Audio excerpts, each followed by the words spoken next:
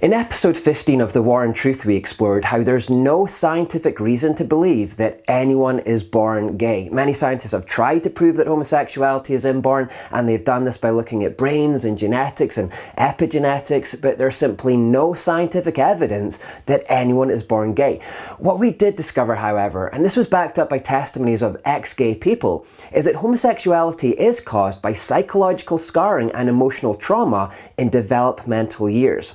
In other words, if someone is gay, it normally signifies that they have a broken relationship with their parents somehow, or they've experienced abuse, or they were bullied, or they just had some kind of unnatural early sexual experience. A couple of examples we looked at were a young boy who grows up without a father, so he craves that missing masculine love in his life. When he reaches puberty, that craving for missing masculine love then becomes sexualized, and he goes into the homosexual lifestyle. Another example was a young girl who grows up with an abusive father, so she comes to fear and hate masculinity, and therefore when she reaches puberty, she is then repelled from men and is drawn towards lesbianism. Those are just a couple of examples we looked at. If you want to watch the full episode, I'll link it down below in this video, and I think you can also link in the corners now, so maybe up here somewhere or up here. What I thought it'd be interesting to do now, though, is to see if we can prove this point still further by looking at the lives of famous gay people. I know from personal experience that every gay person I've ever met fits this hypothesis. Every gay person that I've ever met, I think, so okay, so you didn't have a dad, or you had some kind of broken relationship with your parents, or you were abused in some way, and then as time passes it turns out that yeah, there's some very obvious psychological or emotional trauma that explains this brokenness in their sexuality.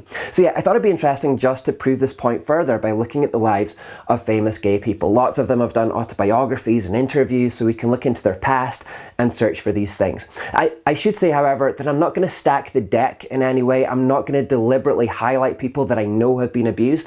These are just literally the first 10 gay people that come into my mind.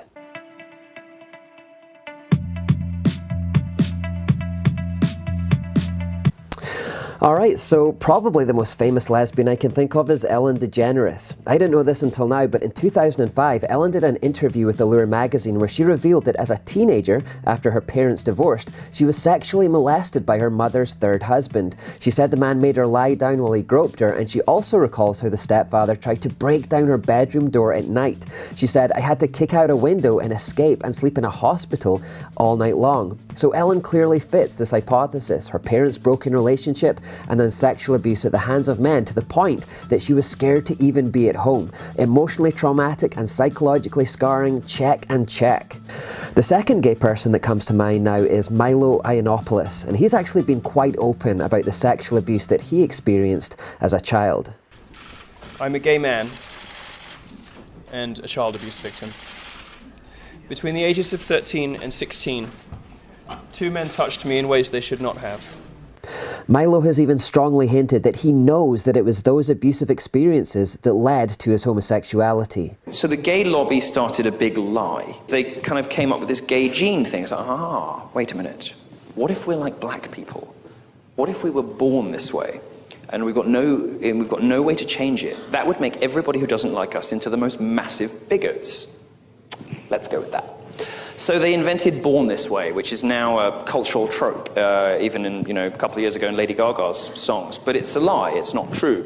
The science suggests that it's a mixture of nature and nurture. Steven Pinker thinks it's mostly nurture. In my own experience, it's certainly mostly nurture. Milo recognises that he wasn't born that way, and he seems to understand that it was the traumatic experiences of his teenage years that caused brokenness in the area of his sexuality. The third person that comes to mind here is Elton John, and a quick search reveals that he once described his relationship with his father as pure hate. Elton's parents divorced when he was 15 years old, and when his father, Stanley Dwight, remarried, Elton John said that he was completely rejected in favour of his father's second family. The scars from that rejection have stayed with him for his entire life. Calling this his darkest secret, he said, "I thought I didn't deserve to be loved, cared for, or present in the world." He goes on to say that it was his father's rejection that led him to drink, drugs and eating disorders, and that he spent his whole life trying to compensate for the lack of fatherly love. He said, "I've spent my life trying to prove to my father that I was a success. He's been dead for years and I'm still trying to prove the point. It stays with you." So again, Elton John fits the hypothesis. He ached for the masculine love that he didn't receive from his father, and so has gone looking for male acceptance in homosexuality instead. Another outspoken gay man is George Takei, and he recently admitted to Howard Stern that his first sexual experience was when an older teen molested him when he was just 13 years old at a summer camp. Yeah, it was a mixed summer camp. Was it? Were there other Asians there, or were you the only other Asian gentleman? There were other Asians there. How old were you at the time? I was 13. I was very young. Yes. And 13 is young, and yes. he was an older teenager. He was a camp counselor. 19, would you say? He was about 18 or 19, yeah. Yeah. And he was experienced. Yes. And we each had cabins, and he was the counselor in my cabin. He could tell that you were a gay man? Was it evident at 13? No, it wasn't. No. But were you sure at that point you were gay? No, I was not sure. So again, another gay man that fits the theory.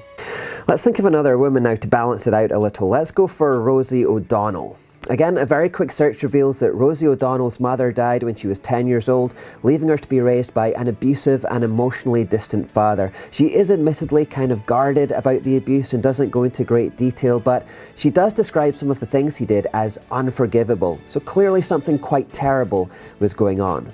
How did your father deal with it in reality? You know, not very well. He had his own issues and demons. He had a very tough childhood, an alcoholic, abusive father, and never really got the help that I think every person needs when they have lived through that as a child. The worst thing that can happen to anyone is to become what you loathe, and I think that he had a lot of problems to deal with in his own life, never mind being faced with raising these 5 small children. Now that you've had 4 kids yourself, have you been able to look back on him in a more favourable light, given the enormity of what was suddenly thrust upon him?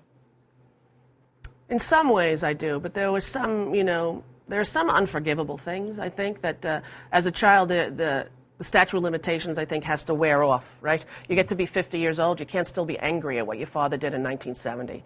You have to work it out yourself and then find a place for it in your own life and not rehash it. So O'Donnell again fits the theory. Not only did she miss her mother's love and may have gone looking for women to fill the vacuum there, but she also had an abusive childhood experience with men. The next one that comes to mind is Ricky Martin. When Ricky Martin was 12 years old, he became part of a Puerto Rican boy band called Menudo. The band was put together by a man called Edgardo Diaz, and a few years ago it came to light that Diaz sexually abused Martin. Band member Roy Rosello says, "They had a party at a mansion in Puerto Rico, and when I arrived, someone told me to go see Edgardo in his room. I never told my family. I was ashamed. At the time, Edgardo was very powerful. He had many lawyers. At that party, when I arrived to the room, I saw Ricky Martin dressed like a girl. I called Robbie and he came in and punched Edgardo while I ran out of there. I got to the street and fell to the ground, praying for a car to hit me."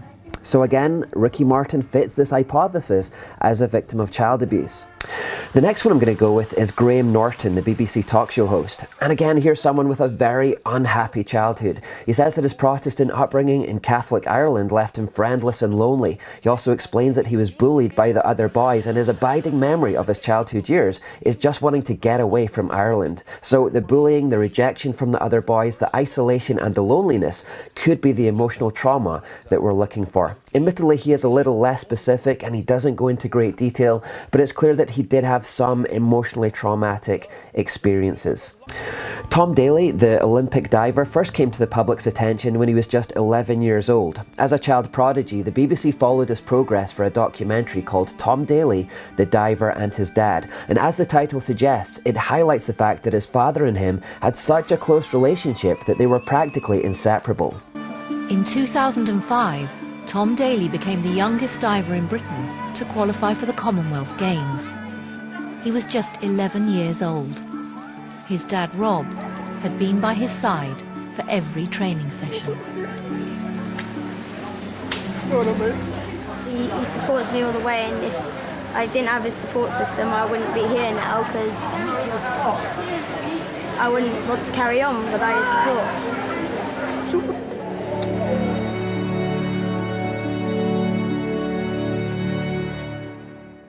However, when Daly was just turning 17, his dad actually died from cancer, aged just 40 years old. Clearly this left a gaping hole in his life, because not long afterwards, he announced that he was gay and was in a relationship with American producer Dustin Lance Black, who at that time was, you guessed it, 40 years old, the exact same age that his dad was when he died, and 20 years older than Tom. It seems clear that Tom is just trying to fill the void that his father left behind. The next one I can think of is Ruby Rose. I've never actually seen her in anything, but she fills the gossip columns in the newspaper, so I am at least somewhat aware of her. A quick look into her background reveals that she had a very dark childhood. She grew up without a father from the age of 2, and she was sexually abused as a kid. She said, "My past involved incestuous sexual abuse and a turbulent home life, which was not always safe." She also says how that made her depressive and suicidal even by the age of 12 years old. So again, Ruby Rose easily fits the hypothesis. The final one that comes to mind for this list is Neil Patrick Harris. Again, this is someone I don't think I've ever seen in anything. I've never watched How I Met Your Mother, so I don't really know him, but his name just keeps popping up, so I decided to do a search for him. And this is actually the trickiest one of the lot, because there's almost nothing out there at all about his childhood. The only thing that I could find was from his autobiography, where he says that he was working with Burt Reynolds as a teenager, and he says, as a joke at the end of one take, Burt leans over and kisses you square on the mouth. The crew think this is very funny, but it makes you uncomfortable, and it will ultimately turn out gay. Burt Reynolds' kiss makes you gay. So I guess that goes down under the heading of unnatural early sexual experience, but yeah, this one's slightly more inconclusive. But time after time, we're seeing the common thread here. If you're gay, it's probably because of emotional and psychological trauma. I'll just remind you of what Joseph Sayambra said after he left the gay lifestyle. He said, "Although I witnessed a genuine affection between gay men, it was akin to the instant camaraderie which indelibly links all horror survivors. For this was the characteristic I witnessed in every same-sex couple, a bond of suffering enkindled by their shared memories of a childhood gone wrong, failed parents, bullied boys, and lonely nights spent crying out for love." This quick look at some celebrities is just backing up what's already obvious, that homosexuality is an outworking of inner brokenness. And since the evidence is just so clear on this, then the fact is that we shouldn't be affirming that brokenness or encouraging it or indeed celebrating it. Instead, we should be helping people to find healing from it. We should help them to be set free from their homosexuality. That's ultimately the most loving thing that we can do. And that is why Christians indeed are simply on the right side in this.